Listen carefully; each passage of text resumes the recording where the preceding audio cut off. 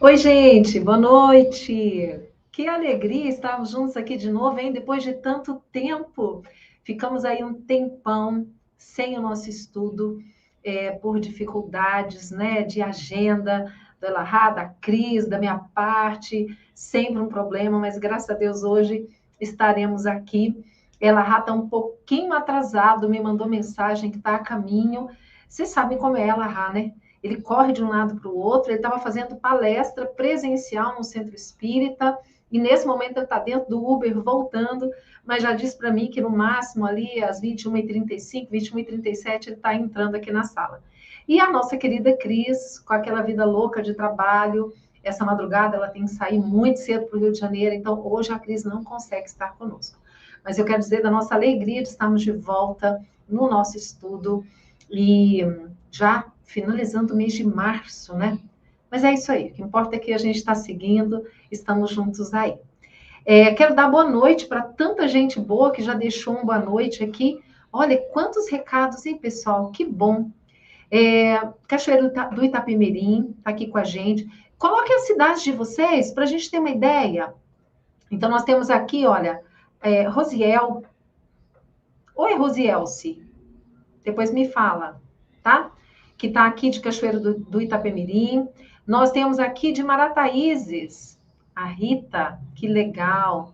Aqui de São Paulo, clima ameno, que delícia, hein, Maria Regina? Isso é ótimo, porque, meu Deus, que calor que tem feito, né? Butirama, pessoal de São Paulo hoje está aqui com tudo, né? Ah, Santos, eu estive aí em Santos em fevereiro, que cidade gostosa, gente, que delícia que é Santos. E o Rodrigo vem lá de João Pessoa, que é outra cidade maravilhosa que a gente ama. Três Rios, no Rio de Janeiro, está aqui com a gente. Claro que a minha Goiânia, né? Nossa querida Elza Mendes está aqui, todo mundo junto. Araraquara, que beleza. Olha, saudades também, viu, gente? Saudades. Três Rios, nós já falamos, né? Brasília, está aqui a Terezinha de Brasília. Florianópolis, a Lilian, que coisa boa. Vamos ver aqui de Niterói, a Sandra Elizabeth está aqui com a gente também. A Eliamar de São Carlos, em São Paulo. Que legal. Nós temos aqui também de Curitiba, a Rosineide, né? De Curitiba, região metropolitana aqui. Que bacana. Um abraço amazônico. Ô, Fátima, que gostoso, hein? Você aqui com a gente, Amazonas, esse estado lindo.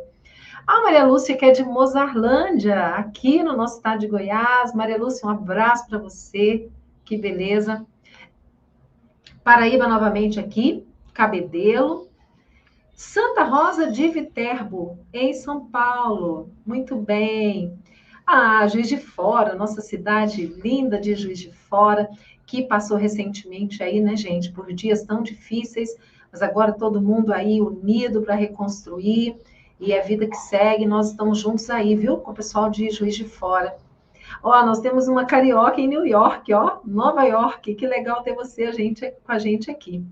Olha, aqui a conterrânea da Cris, lá de Miguel Pereira, São Paulo, está aqui.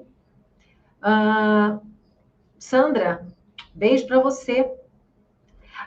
Você estava na palestra do Elahá, que legal, Nice, bacana. Então, ele está correndo para casa, está chegando aí, tá? Rio Claro, está aqui com a gente também, Santo André, Rio Grande do Norte, que estado lindo. Aliás, nosso Brasil, né, gente, é muito lindo. Todos os estados onde a gente vai, a gente só vê belezas. Belo Horizonte, de Minas Gerais.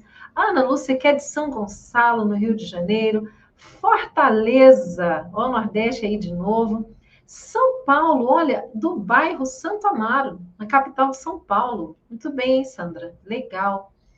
Aparecida de Fortaleza, muito bem, Aparecida, seja bem-vinda.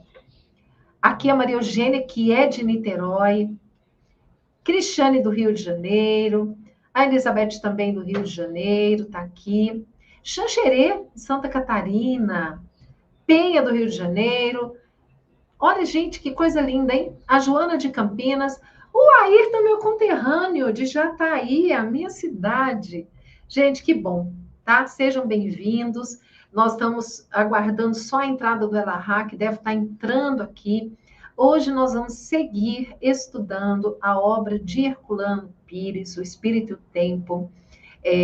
Vamos começar o primeiro capítulo da segunda parte desse livro, né? Ô, Maria Eugênia, você é um amor, que delicadeza. É verdade, gente, nós sumimos, eu viajei, minha filha mora no exterior, eu fui para Portugal, fiquei um mês lá, então foi tudo de bom. Voltei descansada e com muita vontade de trabalhar, tá? Marli, estive em Santos, logo antes da minha viagem lá para Portugal, adoro Santos, tenho parentes lá. Araraquara, Tereza aqui também de Niterói. Muito bem, gente, muito bom ver essa movimentação nossa aqui no chat.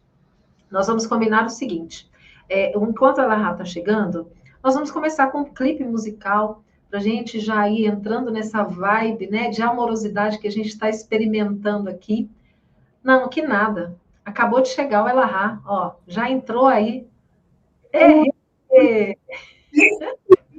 Certo! Correu, né, meu amigo, para chegar. Estou sem fôlego. Olha, tem aqui a Sandra, que está aqui com a gente, que disse que estava lá na sua palestra. Ah, olha só, que interessante. Então, Elahá, que bom, né? Estamos de volta, depois de Foi tanto tempo aí, maravilhoso, né? maravilhoso. E o assunto de hoje, quem gosta da doutrina secreta vai se admirar hoje com o que a gente vai ver. É uma coisa incrível hoje.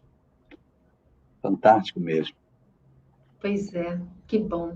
E as novidades? Como é que estão as coisas? Está tudo bem? Ah, tá tudo bem, estou em Curitiba, estou aqui e tem sido assim. Andei por muitos lugares, estive na Bolívia e coisas muito interessantes por lá. Ai, que bom. Foi uma experiência muito, muito significativa, sabe? Ter ido para outro lugar. Mexeu muito comigo. Olha, que bom, hein? Conheceu o movimento espírita lá? Conheci, fui pelo movimento, né? Fiz palestra em Cochabamba, em Santa Cruz de la Sierra, e convivi com o pessoal da FEBOL, que é a Federação Espírita da Bolívia, foi muito bacana, uma experiência muito boa, Ai, que muito bom, que legal. bom. Depois você precisa compartilhar isso com a gente. Muito bem. Então, estava comentando com o pessoal, né, que hoje a gente começa a segunda parte do livro de Herculano, né, o capítulo 1, E não é isso? isso, o capítulo 1 dele, que chama A Ciência Admirável. E esse capítulo, ele é muito forte, porque isso vai puxar uma coisa muito, muito interessante conosco, né? Muito, muito bom. Então, vamos lá.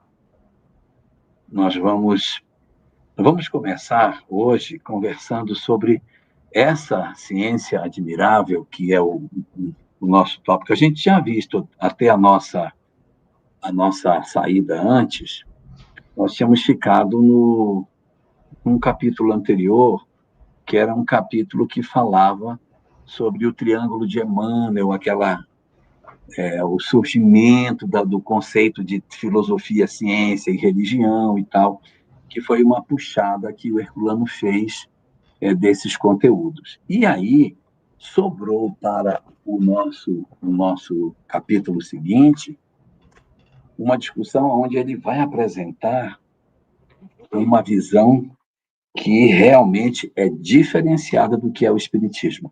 Muito interessante. Esse capítulo, ele vai começar falando sobre os caminhos que a ciência tomou ao longo da história. O que a ciência, que a ciência produziu ao longo do tempo e como que a gente pegou um caminho equivocado na época em que o Espiritismo surge. Porque ele diz o seguinte, que na época em que o Espiritismo aparece, é o período em que está vigindo na Terra o chamado positivismo do Augusto Comte. E que esse pensamento foi um pensamento muito complicado, porque A visão de Augusto Comte era que só existia aquilo que era o racional, o lógico, aquilo que eu podia palpar, aquilo que os meus cinco sentidos faziam. Então, ele era uma coisa muito pragmática, muito. Era uma doutrina interessante para fazer oposição a um período anterior muito religioso, né? Que a gente veio de uma história muito religiosa, de muitos prejuízos da religião. Então, o que o Herculano vai dizer? Na hora que o Espiritismo surge, quem estava, nesse momento, dando as cartas do mundo científico era o pensamento do Augusto Comte. Então, nós tivemos uma etapa anterior, marcada por muito misticismo, por muita crendice, muita coisa desse gênero. Depois a gente avançou para uma visão muito religiosa, muito rígida, muito religiosa. E depois, um período marcado por esse racionalismo muito grande, que era lá o pensamento que o Augusto Comte nos apresenta. O que ele vai contar sobre isso? Vai dizer o seguinte para nós, que essa proposta que ele apresenta é uma proposta de absoluta negação de tudo aquilo que é o espiritual. Então, muito daquilo que a gente tem de construção do pensamento na atualidade tem raízes no pensamento de Augusto Comte. Dessa coisa assim, não, se não pode provar, então não é verdadeiro. Tem que ter uma comprovação. Tudo era muito. Vera Rodrigues, ela está perguntando pela Cris. Quer falar da Cris para ela? Eu acho que quando eu falei, a Vera não devia ter chegado. Gente, a Cris, vocês sabem que ela trabalha, né, como guia de turismo. Ela mora em Miguel Pereira, mas trabalha no Rio de Janeiro. E ela precisa sair de casa às 2 da manhã, essa madrugada, para estar no Rio às 4. Então, ela não teve condições de participar conosco hoje por conta desse horário. Esperamos que no próximo ela possa, né, Lara? Não, com certeza. A Cris faz muita falta com as contribuições e com os vídeos, né? Mas, assim, o que o Augusto Comte traz? Ele traz uma visão muito do concreto. Aí o Herculano vai puxar, inclusive, isso, dizendo o seguinte, que a visão do Herculano Pires, perdão, a visão do Augusto Comte era uma visão fechada na questão puramente quadrada da vida física. E aí é que ele diz que ele errou, porque ele considerou que esse paradigma era a verdade. Então, ele cria a verdade de que o que eu estou vendo é toda a verdade. E aí ele comenta, Kardec já tem uma visão diferente, que a vida objetiva é uma parte da verdade. Não se vai negar a vida terrena, mas a vida terrena não é toda a verdade. E o que eles queriam? Restringir a questão da existência humana unicamente aos aspectos materiais. E aí vem uma apresentação que o Herculano Pires faz, dizendo que a doutrina espírita ela representa um novo momento na história da ciência da Terra, porque até então as ciências ficaram circunscritas a observar apenas o lado material das coisas. O que a ciência queria? Estudar a matemática, a física, a química, a biologia, se ocupar daquilo que os nossos cinco sentidos são capazes de oferecer. Então, aí, por exemplo, nós temos na página 178 da obra do Herculano, uma reflexão muito interessante em que ele faz que diz assim, Kardec concorda, admitindo que o Espiritismo iniciou um novo período na Terra, que é o período psicológico do planeta, onde a gente se afastava dessa visão mais mecanicista e entrava numa leitura mais aberta. E aí ele vai comentar o seguinte, que o próprio Augusto Comte não aceitava a psicologia. Olha só, ele era tão quadradinho que nem a psicologia ele aceitava. Não, esse negócio de psicologia, isso aí não é ciência. Ele achava que psicologia não era ciência, que as coisas estavam restritas apenas àquilo que era a racionalidade. E ele quer tratar tudo como se fosse expressão da matéria, expressão do físico, do... Ai, ai. E aí, o próprio Augusto Comte, na leitura que ele faz da vida, ele diz que a história da evolução humana tem 3 fases, segundo o Espiritismo, segundo o próprio positivismo. Ela tem 3 fases. A primeira fase é uma fase mais teológica, aonde Deus reina, Deus governa. Então, ali é o período do governo, do pensamento do divino, né? Depois tem uma segunda fase que ele chama de fase metafísica, que é a fase do pensamento abstrato, da lógica, da construção das coisas filosóficas, etc.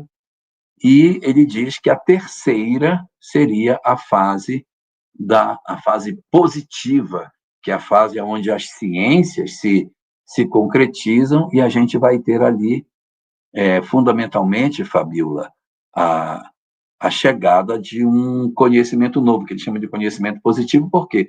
Porque as ciências haviam se robustecido e a gente entra no século XIX com ciências muito mais objetivas, né? Houve uma ruptura com a religião, então Augusto Comte encontra o espaço ideal para a apresentação das suas ideias. E é quando Herculano diz, pois é, mas há uma quarta fase, que é a fase em que Kardec chega e oferece uma nova visão para esse pensamento, mostrando uma realidade que não era somente o quadradinho aonde a ciência tinha se apresentado. Até ele vai comentar um pouco mais à frente no texto, dizendo que a ciência se ocupou de ver apenas as coisas materiais, como se tudo, que a gente tem no mundo fosse o objeto daquilo que a ciência se ocupou. Não. E o espírito que ninguém nunca estudou? Não, Ivana. Ninguém nunca estudou o espírito, ninguém nunca estudou a mediunidade. Quem estudou a mediunidade? Quem estudou a mediunidade? Ninguém nunca estudou a mediunidade, ninguém nunca estudou o espírito, ninguém se ocupou de discutir esse assunto. Nós tínhamos que ter um espaço científico para discutir esses aspectos. Então, é aí que a doutrina espírita vem com uma força, estudando um objeto que não havia sido estudado. A biologia, a química, a física, tudo, matemática, ninguém estudou o espírito. Como é que ele se manifesta, como é que ele evolui, de onde ele veio, qual é a sua natureza, se ele pode se comunicar com os homens. Onde eu encontro esse conteúdo? Isso não tem. Não tem nenhuma ciência que tratou disso. Ninguém falou.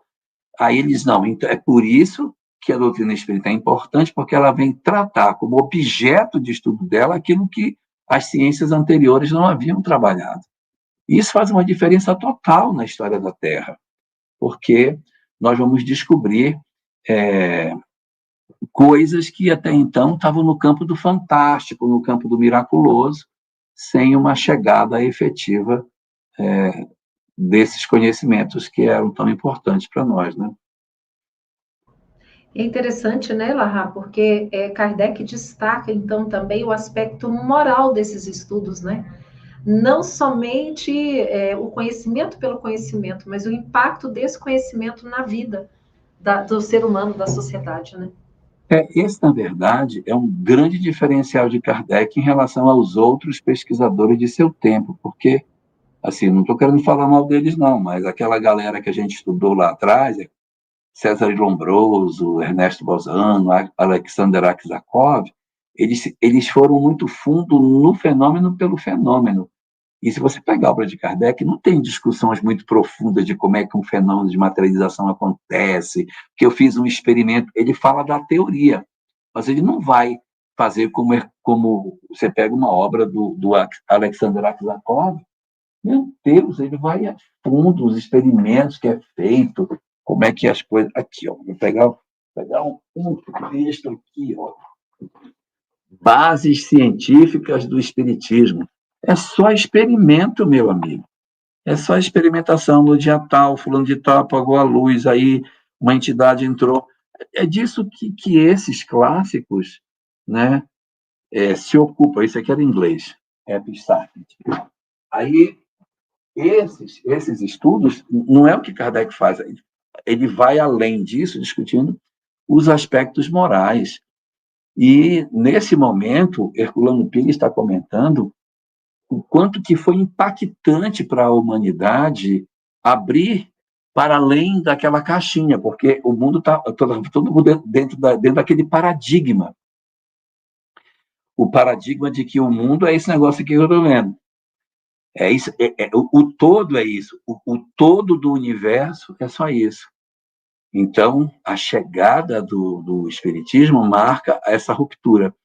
E aí, há um momento muito interessante do texto que o Herculano vai buscar, porque nós tivemos um grande pesquisador, mas já do século XX, da década de 30, que foi Heines. Esse Heine foi quem estudou a parapsicologia, é o criador da parapsicologia. Estudou os fenômenos, movimentação de objetos. Então, ele é tido como o pai da parapsicologia, como se ele tivesse descoberto isso. Quando o trabalho de Kardec, muito antes disso, já oferecia muitas possibilidades de conhecimento, entendeu? Então, a humanidade hoje trata como se todo o conhecimento das questões que vão além do corpo físico tivessem surgido em 1930 com Heine. Por quê? Porque foi o que a academia recepcionou. A academia recepcionou ele, mas não recepcionou o trabalho de Kardec e até dos outros, né? O trabalho dos outros que a gente tem, que a gente já viu tantas vezes aqui, não foi acolhido na academia como o trabalho de Heine. Então, você tem muita coisa produzida dentro do campo da parapsicologia, tratando como ciência, com estudos, tudo, pós-graduação e tal, mas as pessoas não olham para o que o Espiritismo trata, porque recua acreditando que esse conhecimento não está estruturado dentro da visão do Espiritismo, né? Então, aí você tem uma coisa muito significativa dentro desse processo. Para quem tiver com o livro O Espírito e o Tempo, e essas questões que eu estou comentando estão na página 179, tá bom? E então, oi, diga. Não, estou aqui pensando, né? Você falando dessa questão de não terem sido aceitas anteriormente e depois só já, né, no século XX e tal. Se a gente até hoje questiona os ensinamentos de Jesus há 2000 anos, não é? Verdade, Então, o verdade. Kardec tá jovenzinho ainda. Ainda vai demorar, né? As pessoas compreenderem realmente. Precisa de muito amadurecimento para a gente chegar nesse momento. Muito amadurecimento. A humanidade, ela tem sua dificuldade, às vezes, as pessoas... Eu lembro uma vez, conversando há muito tempo atrás, eu devia ter uns 20 anos de idade, então, meu Deus, época de Adão. Eu era, assim, tinha chegado no Espiritismo tinha pouco tempo, né? Entrei com 17 anos, tinha uns 20 anos, e nessa época era muito jovem, então tinha muito aquelas discussões de religião da universidade, eu tinha amigos de todas as correntes, então a gente conversava sobre tudo, e todo mundo se questionava, todo mundo, não, eu sou batista, eu sou não sei o quê, eu sou presbiteriano, eu sou isso, sou aquilo. Então havia muitos debates acalorados dentro da universidade sobre as questões. E eu lembro uma vez que a gente estava conversando com uma moça, que ela era protestante, uma determinada designação, e a gente começou a conversar. O que é isso, aquilo? Aí, nessa conversa, eu disse para ela assim, não, mas os fenômenos, existem fenômenos que são físicos, que movimentam um objeto de um canto para o outro. Ela disse, isso não pode, não pode. Eu disse, mas pode? Aí ela ficou assim, aí eu perguntei para ela, se você visse esse copo sair daqui para cá, você não acreditaria? Ela disse, não, mesmo que eu visse, eu não acreditaria. Então não tem. Olha, a Nice Bucher estava comigo lá no centro. Olha só, ela estava conosco lá no Centro Espírita, lá na palestra. Aí eu saí de lá, ficamos na porta conversando, peguei meu Uber e vim embora. Que legal. Então, assim, a humanidade aceitar certas coisas é um pouco difícil. Às vezes eu fico imaginando se, por exemplo, um disco voador pousasse assim no centro da cidade, centro de São Paulo. O que aconteceria com muitas religiões, elas não saberiam lidar com isso. Porque isso seria uma coisa muito bizarra para eles.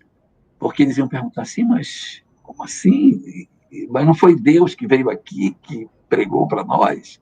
E vocês são quem? Nossa, ia ser uma loucura, ia ser uma loucura. Pois é. Elahá, Então, você só me lembrou uma historinha do Humberto de Campos, que eu acho que está no Boa Nova, que fala daquele momento em que os apóstolos, eles estavam questionando muito Jesus, porque ele chegava, ao invés dele já começar os fenômenos, as curas, né, aqueles prodígios que ele fazia, ele ficava falando, ele ia devagar e tal, e o pessoal falava assim, não, mestre, o pessoal que chega aqui, o pessoal está querendo cura, eles estão buscando outra coisa, e o senhor está querendo, né, doutriná-los e tal, né? Aí Jesus disse para eles assim, tá bom, então vamos fazer a experiência contrária. Chegaram no lugar, atenderam todos aqueles que precisavam, para depois Jesus falar, né? O que aconteceu? Aqueles que recebiam iam embora. Não ficavam para ouvir o mestre. Não é? Então, na verdade, o essencial era o que Jesus fazia antes, porque aquela cura ali era uma cura do corpo, era uma cura temporária, e a cura do espírito estava no ensinamento que ele dava, né? Então, quando ele ofereceu a cura primeiro, as pessoas receberam e foram embora. Pouquíssimos ficaram. Aí os apóstolos ficaram muito, né, encabulados com aquilo, e aí Jesus disse, agora vocês entenderam? Porque precisa ser diferente, né? Então não adianta se aparecer um disco voador no centro de São Paulo, as pessoas vão achar as maiores explicações e não vão aceitar. Não é. É o jogo de espelho. Você quer ver uma coisa? Não tem essas plantações que tem uns desenhos que aparecem nas plantações? Sim. Ninguém consegue explicar, mas também ninguém toca no assunto. Ninguém consegue. Da noite para o dia, aquele negócio aparece. Quem faz aquilo? Ana Paulo Pimenta Lemos. Me diga quem faz. Então, Herculano começa o texto dentro da aridez do pensamento de Augusto Conte. Ali, aquela coisa quadradona dele, de negar tudo, e mostrando como que a doutrina vem desconstruindo a verdade do positivismo e se lançando para uma apresentação de algo muito diferente. E aí o Herculano vai tratar sobre a proposta do Espiritismo de dizer tem matéria, mas tem espírito. Existe uma dualidade na vida. Eu não tenho só uma verdade, eu tenho as duas. Existe no universo as duas faces. Não estou negando as leis da matéria, mas eu preciso olhar as leis do espírito. Não tem como. Isso também é verdade e a ciência está olhando só para um lado. Aí olha só o que o Herculano vai buscar. Ele vai buscar lá no livro O Evangelho segundo o Espiritismo, no capítulo 1º do Evangelho, no item 5. Tem um Evangelho aqui. Tem de tudo aqui, olha, mas não tem o Evangelho. Cadê? Acho que essa me levou lá para baixo. Então, o livro Evangelho, no item 5 do primeiro capítulo, tem um texto maravilhoso. Olha o que ele diz aqui. O Espiritismo não disse uma, ele é a ciência nova que vem revelar aos homens, por meio de provas irrecusáveis, a existência e a natureza do mundo espiritual, bem como as suas relações com o mundo corporal.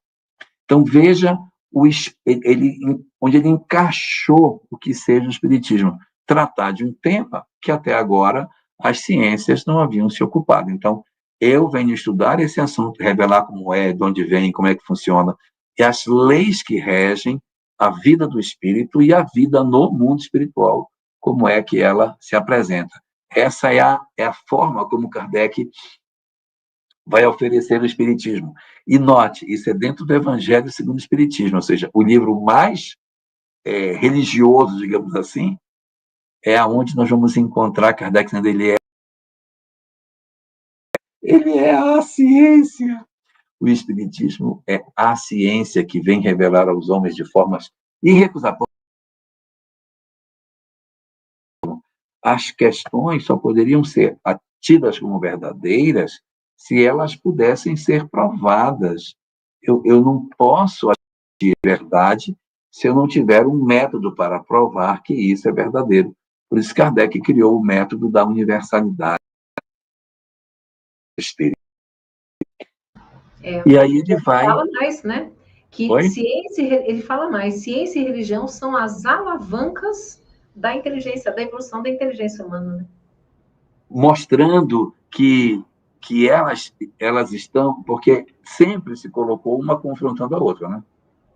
Ciência aqui, religião aqui. Se eu digo A, eu digo Z. Eu não.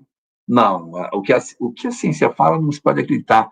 Eu tenho a verdade porque eu sou conectado com Deus. Não, não, não. Quem tem a verdade sou eu porque eu sou assim. Eu tenho a lógica. O que você fala é só bobagem. Então, as duas sempre num confronto. E aí a gente vai ver daqui a pouco, um pouco mais à frente, ele vai falar que as duas têm a mesma fonte, que é Deus, então elas não podem se contradizer. E aí nessa, quando fala das alavancas, é isso mesmo. A fé é uma alavanca para que a sociedade avance. E a ciência também. Tira a alavanca da fé e vê o que acontece conosco. Aí, ó, sociedade toda doida, toda distorcida, toda doente. Mas se você pegar só a religião e tirar a ciência, vira fanatismo, Ivana, vira fanatismo. Com certeza. E é interessante também porque Kardec usou o método experimental, né? Cartesiano para a codificação do espiritismo, né? Para toda a pesquisa que ele fez, demonstrando esse aspecto científico aí da doutrina, né? E tem uma coisa muito interessante, né? Que a gente fala, Kardec usava o método da universalidade dos ensinos dos espíritos. Como é que ele conseguia fazer isso numa época que não tinha internet, não tinha... Como é que ele fazia? Ele usava a revista espírita, que ele fazia, ele publicava o negócio na revista e esperava os leitores. Ele tinha leitores em toda parte do mundo. Aí os leitores diziam, olha, aqui um espírito apareceu também. Isso é a mesma coisa, aqui é a mensagem que ele deu, olha. Aí ele pegava da Polônia, da França, da Inglaterra, da Itália, da Espanha. Aí, deu uma convergida aqui. Aí ele pegava esse material, isso vai para o livro, houve convergência. Quando ele publicava alguma coisa que não tinha convergência, ele dizia, quer saber? Vamos deixar na geladeira disso, vamos esperar ver se confirma. A hora que confirmar, a gente põe. Não confirmou, deixa aí. Por isso que tem uma série de artigos na Revista Espírita que nunca apareceu em obra básica. Nunca apareceu. E enquanto tem outros que vocês, olha, estava na Revista Espírita tal e depois colocou na obra tal. É porque deu convergência e disse, não, isso aqui dá para colocar. Ele vai lá e coloca, né? Então, muito bem, muito bem. E aqui, Ivana, vai acontecer uma parte muito legal desse estudo que ele faz, porque nessa parte da obra, ele vai avançar em cima do surgimento da psicologia. Esse trecho do livro do Herculano, ele vai dizer assim, olha, nós estávamos na visão de Augusto Comte, ele não conseguiu responder tudo, e entramos no século XX com aquela ideia de Freud, o behaviorismo. O behaviorismo, ele chama com outro nome aqui. Né? Ele dá um nome para o behaviorismo. Naquela época, né, as coisas ainda estavam se ajeitando, aí ele fala o condutismo da conduta, né? Porque behaviorismo é um termo em inglês. Behavior é comportamento. Aí ele traduz behaviorismo para condutismo. Então, essa fase do behaviorismo, que é a fase em que dizia, não, o homem é produto do meio. Se você criar uma criança assim, ela vai ser assim. Não tem... Porque o behaviorismo, ele nega a questão espiritual. Porque quando eu estou no behaviorismo, eu digo, o homem é fruto do meio. Se eu educar assim, ele vai ser isso aqui. E a gente sabe que no meio viciado saem gênios, e às vezes, numa família de gênios, eu tenho pessoas totalmente deformadas do ponto de vista moral. Então, você vai perceber que nem sempre aquilo que você apresenta forma o caráter de uma pessoa. Ajuda, mas não vai efetivamente determinar como é que ela vai ser. Aí ele começa a avançar por esse campo já da psicologia, que o Comte não gostava, não, pois isso aconteceu. E aqui também, quando nós criamos dentro da psicologia esse pensamento de que as pessoas são fruto do meio, que não existe mudança, isso não é legal. Mas já abria o campo do entendimento, hoje, de que o homem também tem uma mente. Ainda não chegava no espírito, mas eu já começava a ter, olha como a coisa vai acontecendo, eu começava, dentro do campo científico, a admitir que existia alguma coisa que era a mente das criaturas.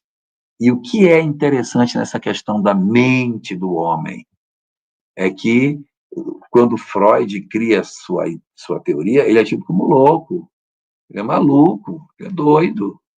Né?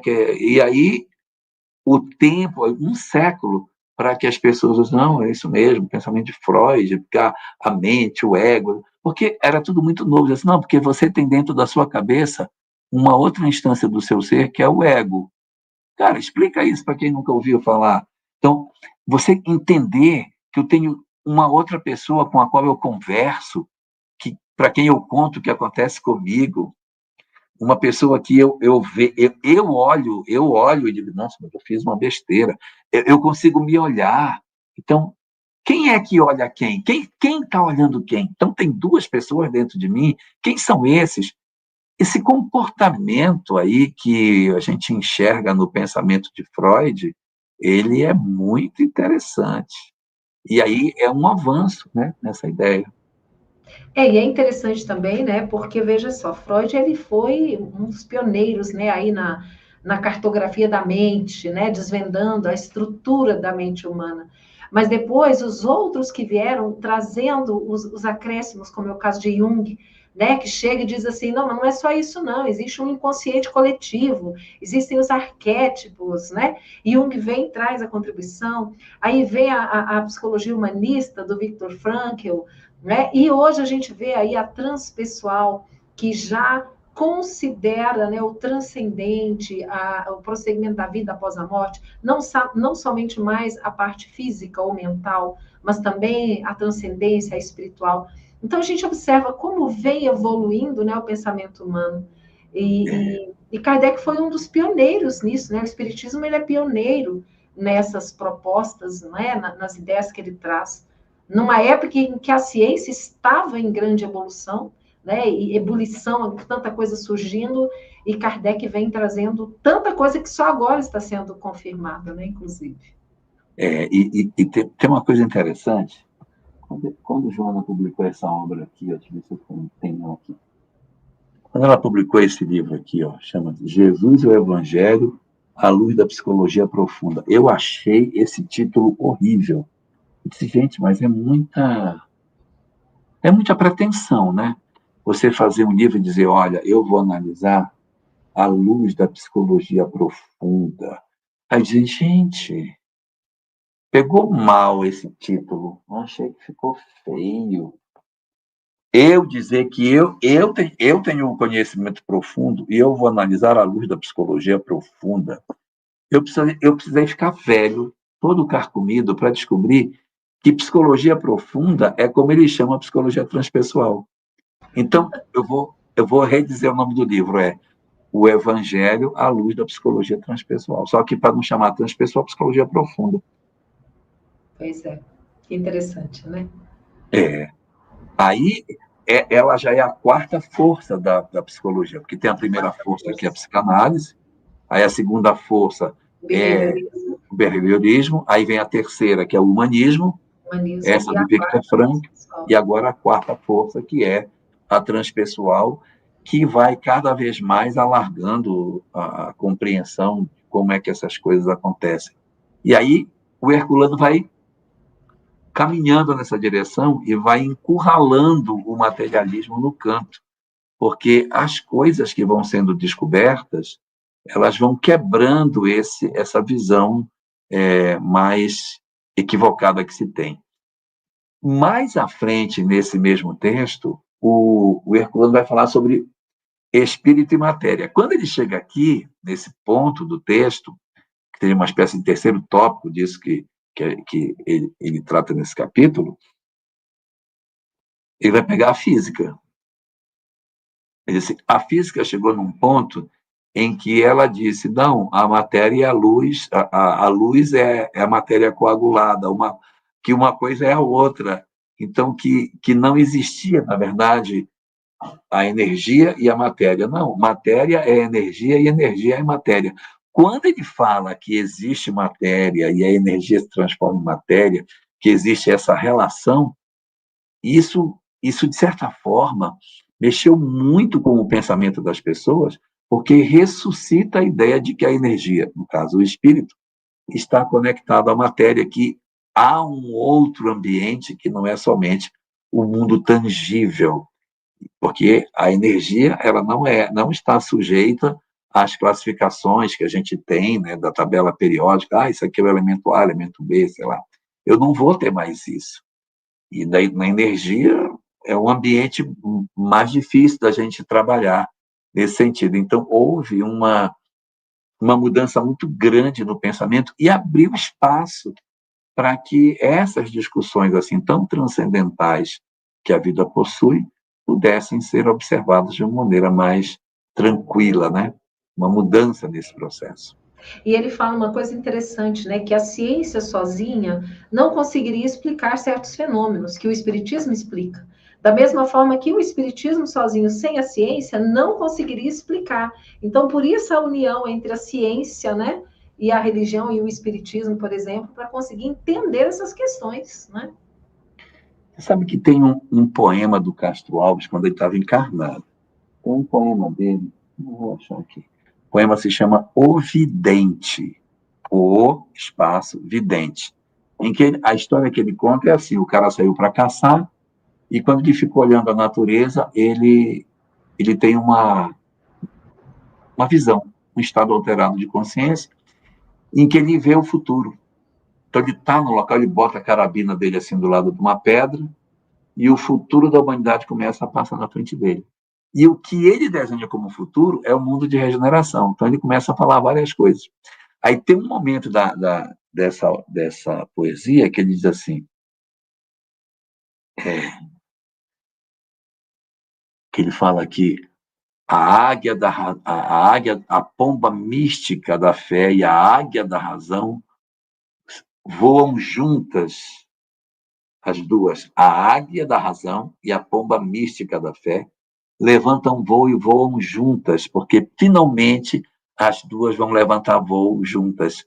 Então, quando eu estava lendo esse texto, que ele fala da necessidade da relação da fé com a razão, eu lembrei disso, né? Levantam juntas do vale escuro da alma, voando ao infinito em noite calma. Que bonito isso, hein? Que bonito essa analogia que ele faz. Eu vou ver se eu acho essa poesia aqui. Se alguém puder aí pegar O Vidente, pegar a poesia O Vidente do Castro Alves, é dele encarnado. Aí ele fala num trecho: Pétreo cetro, este aguilhão dos povos, na virga do profeta coberto de renovos. Eu não sei quem é o coberto.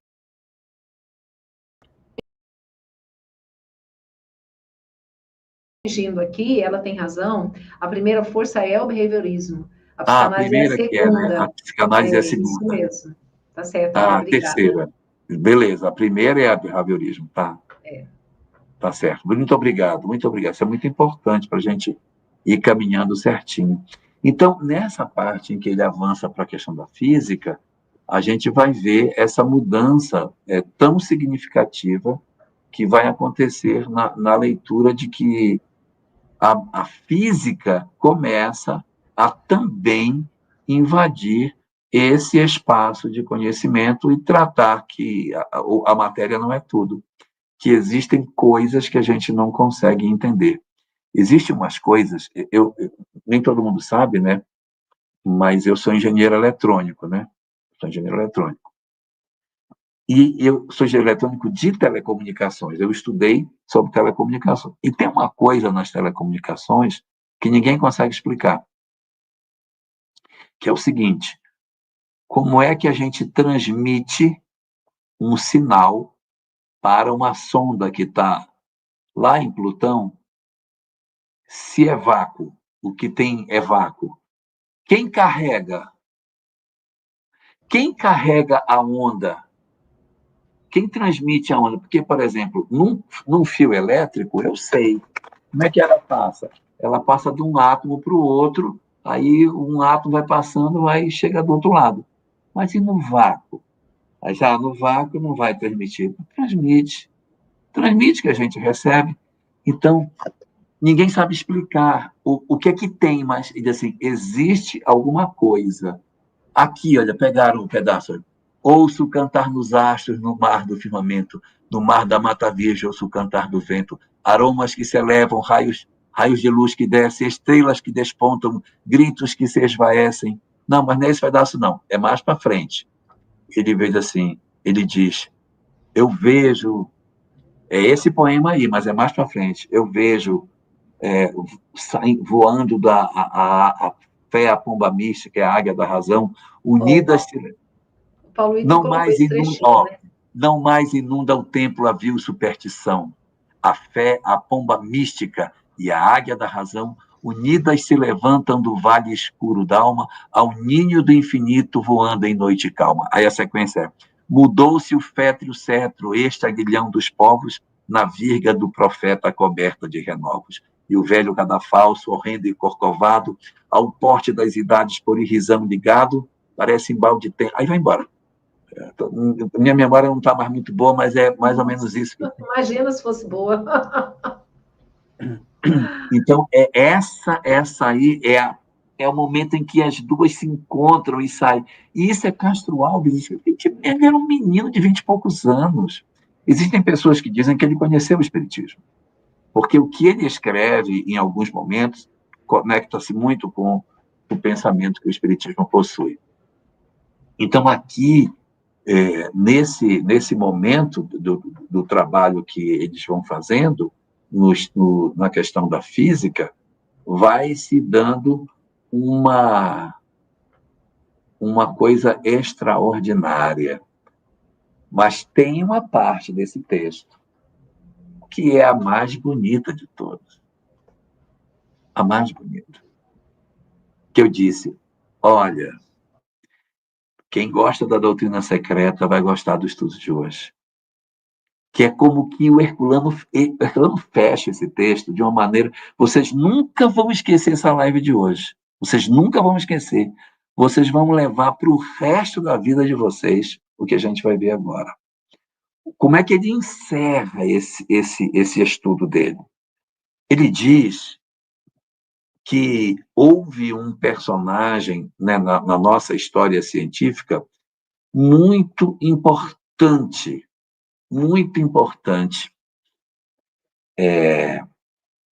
que marcou a história da humanidade, que é o René Descartes. René Descartes é o cara que de certa maneira, revolucionou o pensamento no século XVII. O René Descartes, ele tinha uma ideia de que o mundo tinha a parte material e tinha a parte espiritual. Ele dizia, eu reconheço que existe a matéria e que existe o espírito. Que existe essas duas coisas. Que existe. O homem tem uma alma, que essa alma é imortal. Ele tinha essas convicções. Aí vem a parte mais interessante. Ele tem um sonho, quando ele tem 23 anos. Ele tem um sonho. Ele sonha com o quê? Ele sonha com esse sonho do vidente. Esse vidente que eu estava falando da poesia, o sonho do vidente é o sonho de Descartes. Ele sonha que vai surgir na Terra uma ciência nova. Olha o que ele vai sonhar. Vai surgir na Terra uma ciência nova. Essa ciência, ela vai juntar todas as ciências debaixo dela. Ela vai juntar física, química, matemática, sociologia, tudo. Todas as ciências estarão reunidas dentro desta ciência maior. E ela vai reunir as ciências e vai agregar essas ciências conectando com os saberes espirituais.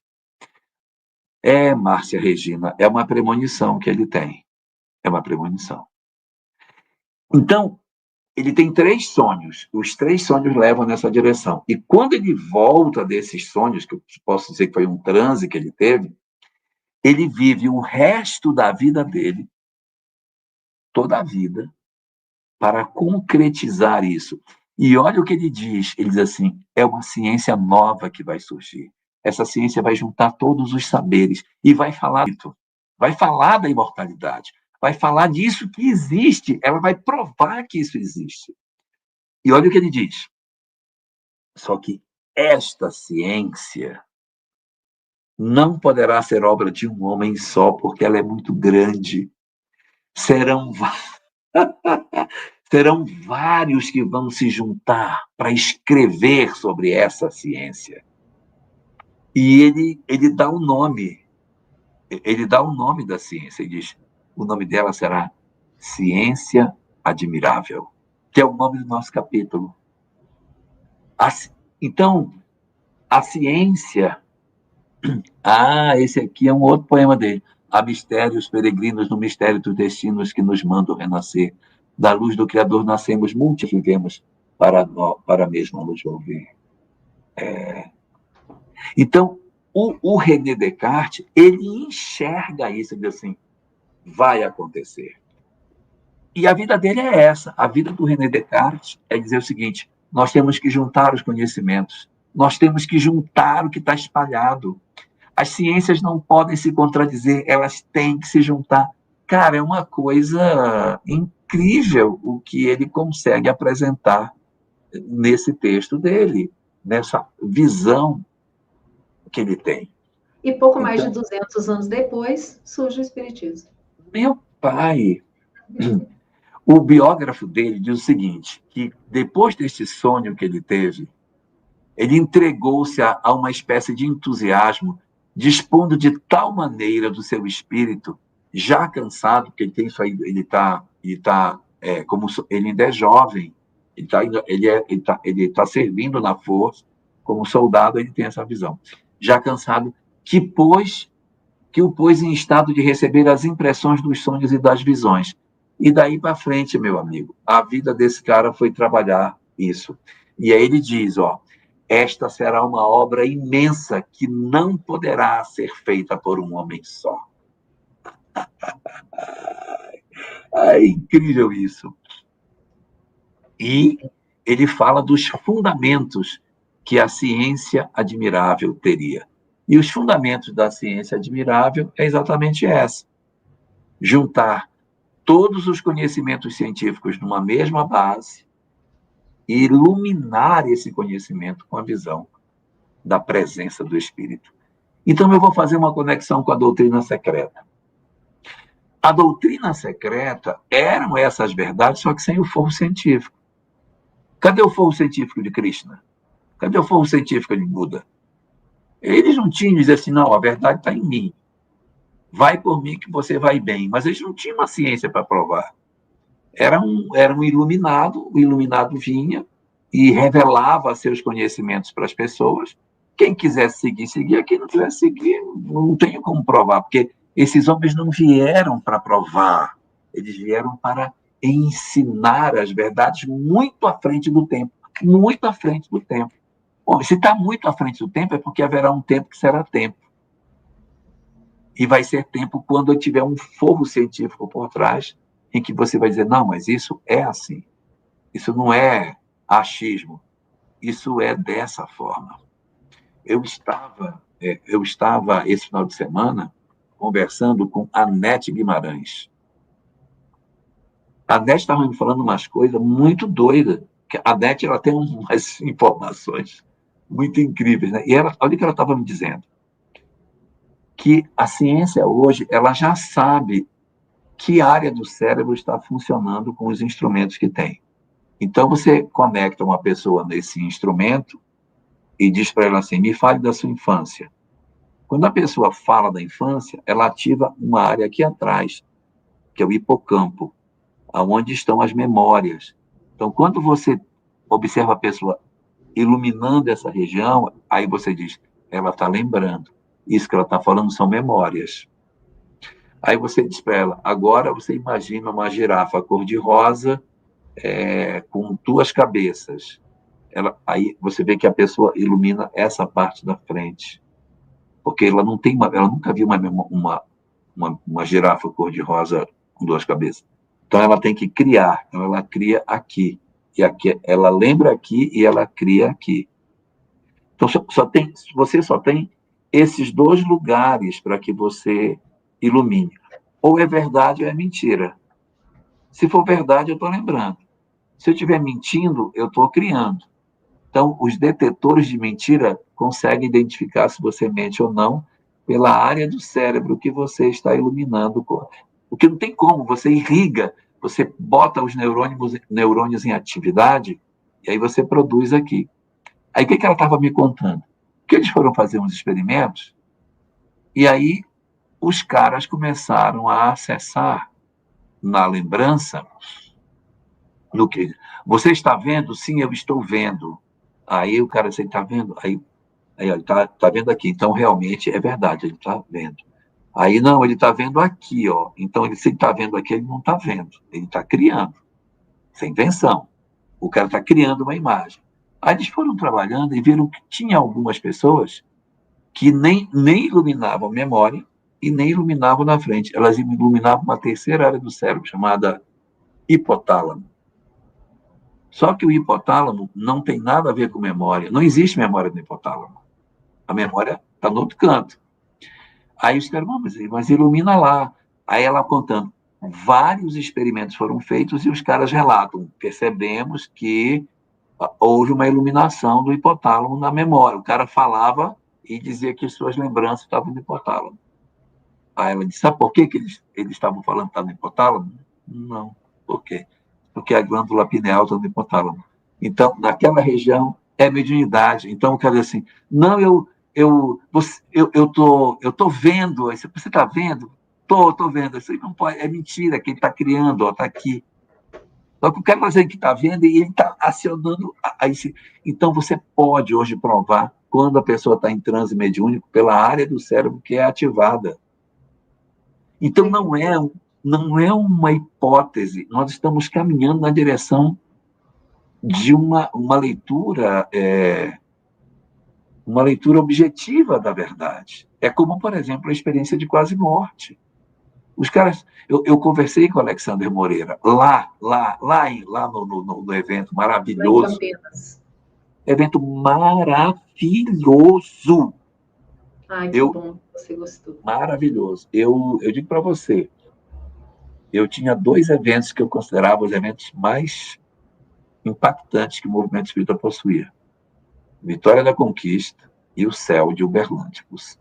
O Céu de Uberlândia e Vitória da Conquista. Hoje eu posso dizer que tem 3. Porque o evento do Conecta, cara, foi maravilhoso. Muito bom mesmo.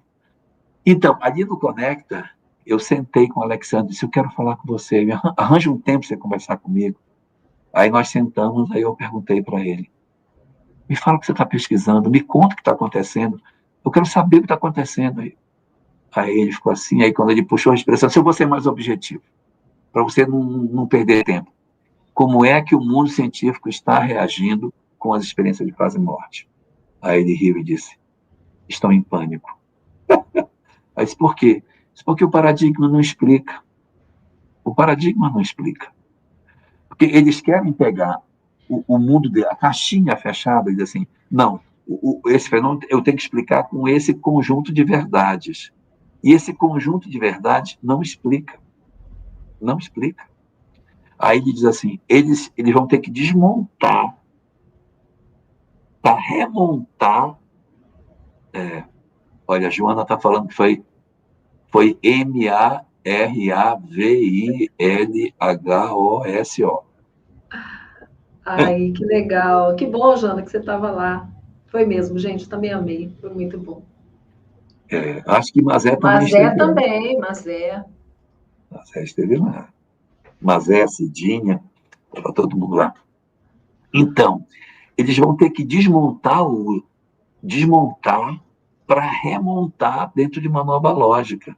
Eu lembro do Charles Richer, que escreveu assim: você pensa que é fácil para mim, que sou fisiologista, ver um espírito se materializar e você ter que negar tudo que você aprendeu dos seus mestres? Tudo que você aprendeu, você tem que jogar tudo no lixo e criar um novo paradigma? Não tem sentido, não é possível. Então, é esse momento que o mundo científico está vivendo com as experiências de quase morte.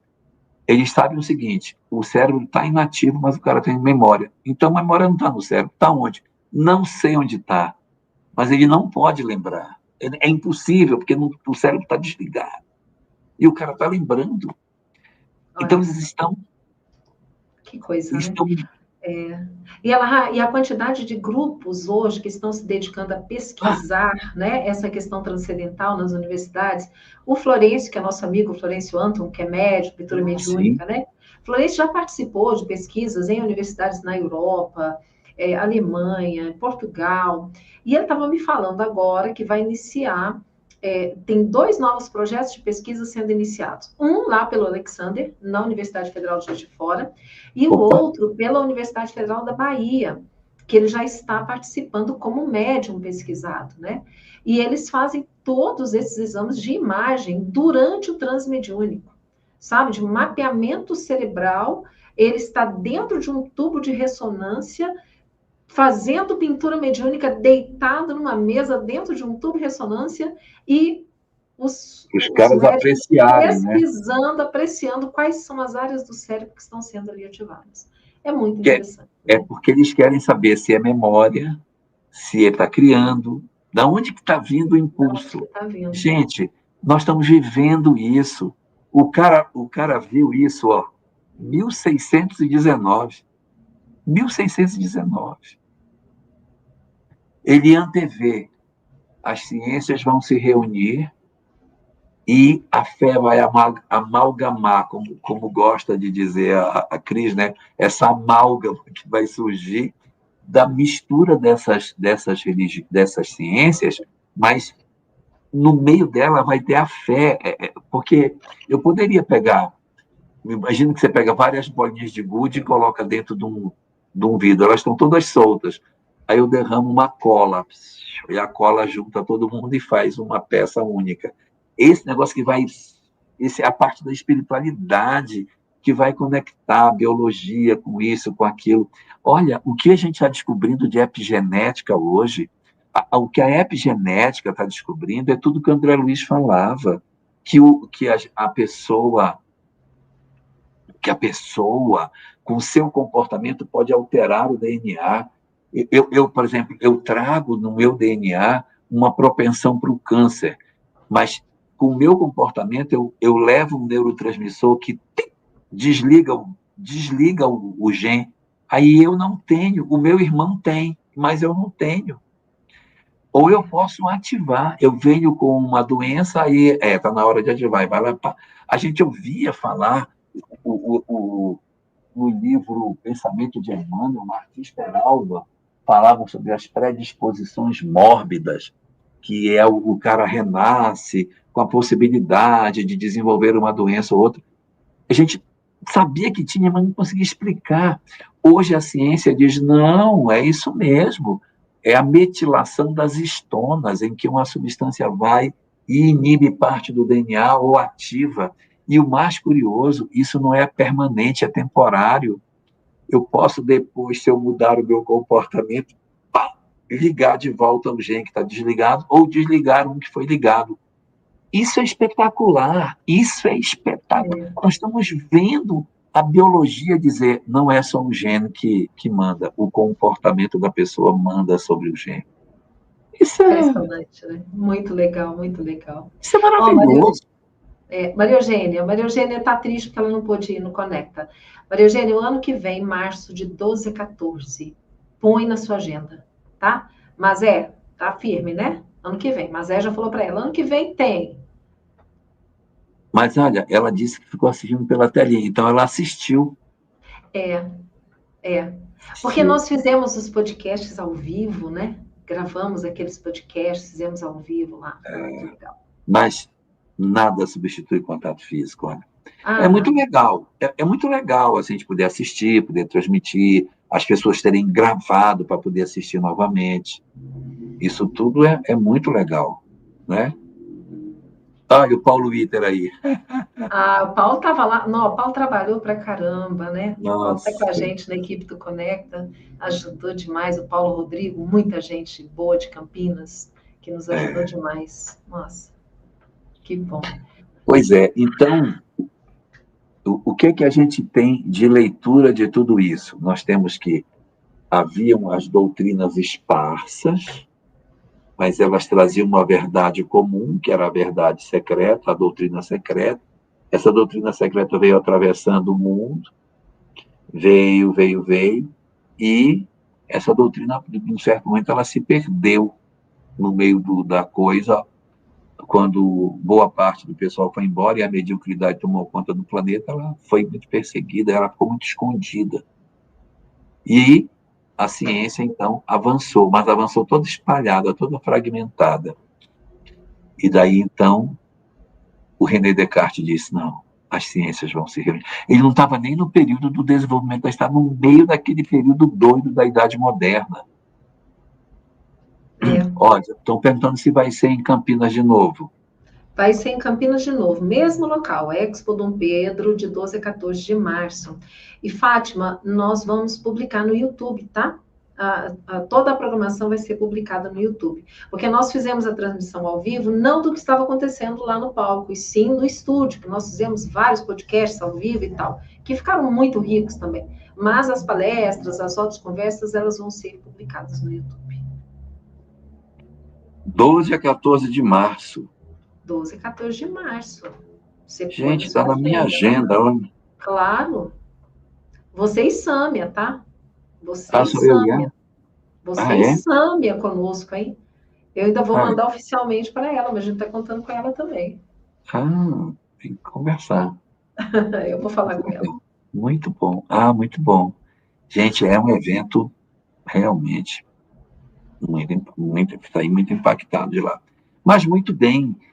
Não é lindo a gente ver esse cara enxergar isso no século XVII? Em 1600, o cara vai juntar tudo e a espiritualidade vai amalgamar esse conhecimento. Gente, eu acho espetacular demais. É. Muito bom. Os recados estão sempre vindo, né? De uma forma ou de outra, a gente vai recebendo, não é? É. Ó, a Margarete também estava lá. Que legal, que legal. A Maria Eugênia, ela tem a dificuldade que ela cuida do pai. Ela, né, mora no Rio e ela cuida do pai. Mas, Maria Eugênia, vai chegar o momento, né? Enquanto isso, a gente vai se encontrando aqui pela telinha.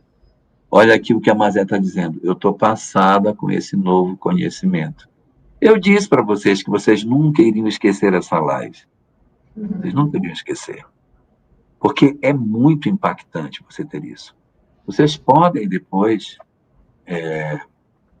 dar uma olhada no Herculano, no capítulo. Olha só Oi. o que o Rodrigo está dizendo aqui, que bacana isso.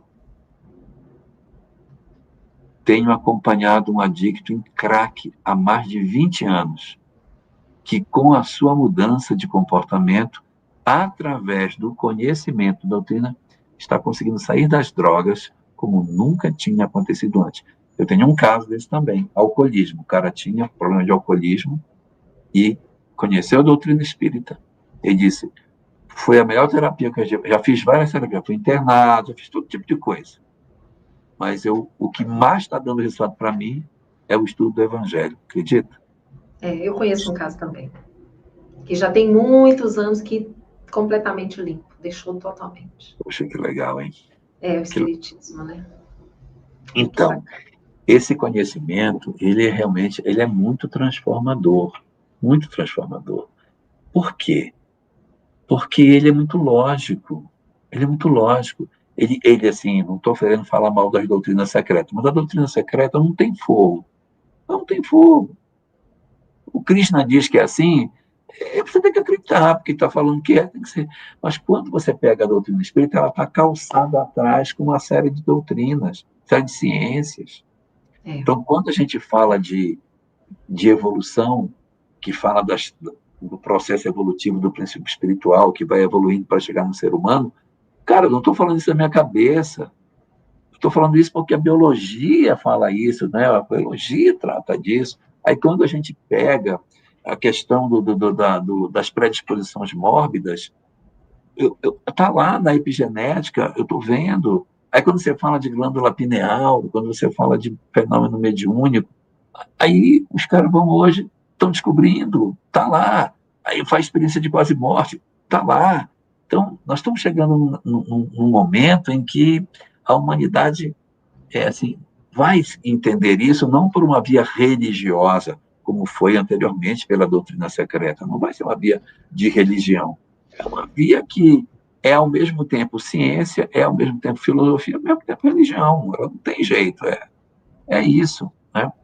E assim, ciência daqui, religião daqui, para que elas possam ficar juntas, tem que ter um diálogo entre elas.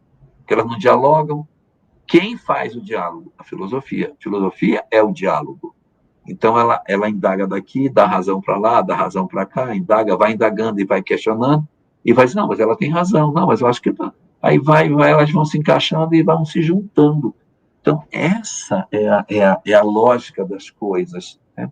Então, nós temos, eu não estou falando isso no sentido ufanista, de, mas assim, hoje, com o conhecimento que a ciência nos dá, a gente começa a ver que essas verdades espirituais, que a gente ouve falar há milênios, elas estão cada vez mais em moda, está na moda hoje. E você vê que hoje é natural, né? Às vezes as pessoas comentarem assim, numa próxima encarnação eu quero fazer diferente. Não entende nada, mas já entende a reencarnação como um processo natural, né? Uma coisa de mudança, vai mudando, né? E olha o depoimento da nossa irmã aqui, que bonito, ó. Na época da pandemia, né? É a carioca brasileira lá de Nova York. Conhecimento da doutrina na época da pandemia me livrou da depressão e dos pensamentos de desistência. Nossa, carioca, que maravilha! Recebe o meu abraço para você. Nossa, que coisa linda. E a pandemia foi um momento muito, muito especial, né, para nós, porque nós nos conectamos como nunca aqui, por esse meio. Foi. Né? Foi aonde desabrochou. De certa maneira, a pandemia foi muito ruim para o mundo, para o movimento espírita foi ótimo. Foi ótimo, exatamente. Foi ótimo para nós. E assim, esse momento que a gente está vivendo, eu considero um momento maravilhoso científico, que as coisas estão se descobrindo, e também no campo do comportamento humano também está se descobrindo. O que é que a gente está descobrindo no campo do comportamento humano? Que sem a fé fica muito difícil. Sem a fé está difícil. E a Sâmia estava vendo uns artigos, até ela mandou para mim. Ela disse, olha esse artigo aqui. Olha que interessante. Na Europa, eu disse Europa, já é perceptível um aumento das pessoas nas igrejas. Opa, isso é interessante, hein? Na igreja católica, tá? As pessoas estão em busca de alguma coisa. Elas, digamos assim, elas foram na direção do materialismo, mas aquilo não deu, e aí agora elas estão fazendo uma redescoberta, mas aí é uma redescoberta bonita, porque eu vou para o catolicismo, não porque meu pai, meus avós, meu bisavô era, então eu vou, não por uma questão social, mas eu estou atrás de uma experiência com Deus. É o que está dito lá na reportagem. As pessoas estão indo porque elas querem ter essa experiência, essa coisa que não tem como colocar em palavras, que é esse sentir Deus na vida. E a humanidade, de repente, vai fazer essa mudança. Isso vai ser muito bacana. E a própria Igreja Católica vem mudando muito, né? E também, isso vai trazendo também as pessoas de volta. Né? Isso, claro. E outra coisa, né, Lá, muitas pesquisas científicas demonstrando isso, né, da importância da fé, da religiosidade, inclusive na cura de doenças, né, os prognósticos, quando internam, É interessante como já existe comprovação científica disso, do papel da fé na vida das pessoas, né? Centros de pesquisa nos Estados Unidos importantíssimos, né? Como a Universidade de Duke e John Hopkins, e estão estudando isso. E olha que bacana, né? As universidades estão se abrindo para esses conhecimentos, né? Olha, Maria, a gente está falando, eu vi uma reportagem sobre isso, muito importante para aquele mundo voltar para a espiritualidade, sim. Então, Isso mesmo. está começando, então a gente está assistindo uma movimentação. Eu conversei com o Alexander Moreira, lá em Campinas, e ele me contou uma coisa, ele disse o seguinte, que ele pegou aquele livro dele e disse, eu vou visitar 20 universidades brasileiras e eu vou levar esse conhecimento para as 20 universidades. Vou apanhar igual um cachorro, mas eu vou levar. Porque alguém tem que apanhar. Eu vou pegar e vou sair, vou apanhar, mas eu vou falar. Se ele marcou a reunião nas 20 universidades, eu fui e eu fiz nas 20 universidades. Ele esteve aqui em Goiás. Aí ele disse, eu fui para o curso de medicina, apresentei as experiências de quase morte, os relatos, as comprovações científicas, porque no meu meio científico eu posso falar, olha, fizemos isso, tinha aquilo, que são as informações espirituais. E aí ele entregou isso para a universidade. Ele disse, qual foi a minha grande surpresa? Em nenhuma das 20 houve deboche, nenhuma das 20 houve risinho ridículo. Ao contrário, eu recebi muitas perguntas legítimas, mas professor, e tal coisa? E o senhor testou isso? Que são perguntas pertinentes de quem realmente quer saber. Nenhuma universidade tratou como se fosse uma coisa ridícula. Estava todo mundo muito atento, auditórios lotados de professores e alunos, todos interessados em querer saber essa nova fronteira do conhecimento humano. Cara, nós estamos vendo... Eu queria ficar congelado. Não vou dizer que eu queria ter 20 anos, não, porque eu não queria ter 20 anos de novo, não. É muito perigoso ter 20 anos hoje. Eu queria ter o que eu tenho, mas eu queria desacelerar, sabe, assim, para eu poder ver mais coisas. Acho que os próximos 50 anos a gente vai ver tanta coisa mudando. A ciência vai mudar tanto. Não, mas você vai ver. De cá ou de lá, você vai ver. Mas eu queria estar aqui vendo. Ai, é uma pena. Poxa. É isso aí, gente. Mas que bacana, né? Ó, 1h20 de estudo. Acho que já está na hora da gente ir se despedindo, né? Muito bem. Mas eu achei que eu tinha que trazer essa informação da doutrina admirável. Muito legal. Não é não, Paulo Witter?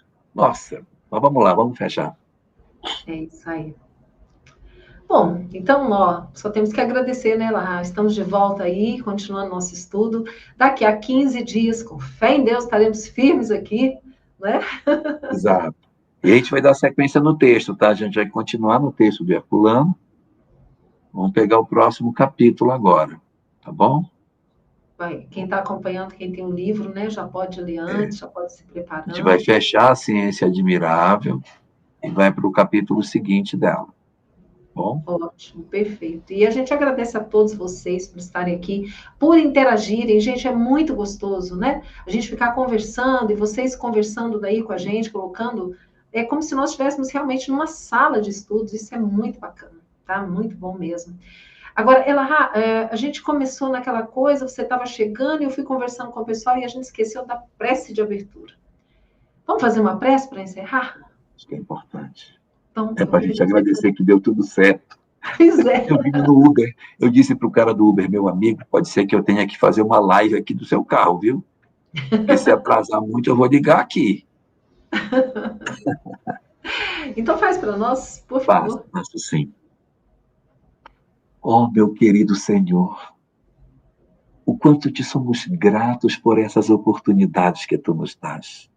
É tão maravilhoso ter o contato com esses saberes. É tão extraordinário viver no tempo que tu nos trouxeste. Aparelhar-lhes as nossas vidas com esses conhecimentos incríveis que nos dão tanta força, tanta coragem, tanta compreensão de vida, que nós precisamos te retribuir por tudo que tu fazes. Por isso nós te rogamos, nos ajuda a te sermos gratos, nos ajuda a te dar de volta para o mundo em que vivemos um pouco do tanto que recebemos. Inspira-nos para que sejamos úteis ao mundo que nos acolhe. Ajuda para que nós estejamos como elementos que iremos contribuir para a sociedade melhor. E não deixa com que o pessimismo, o desamor, a descrença contamine os nossos corações diante de tantas luzes que tu tens colocado nos nossos caminhos.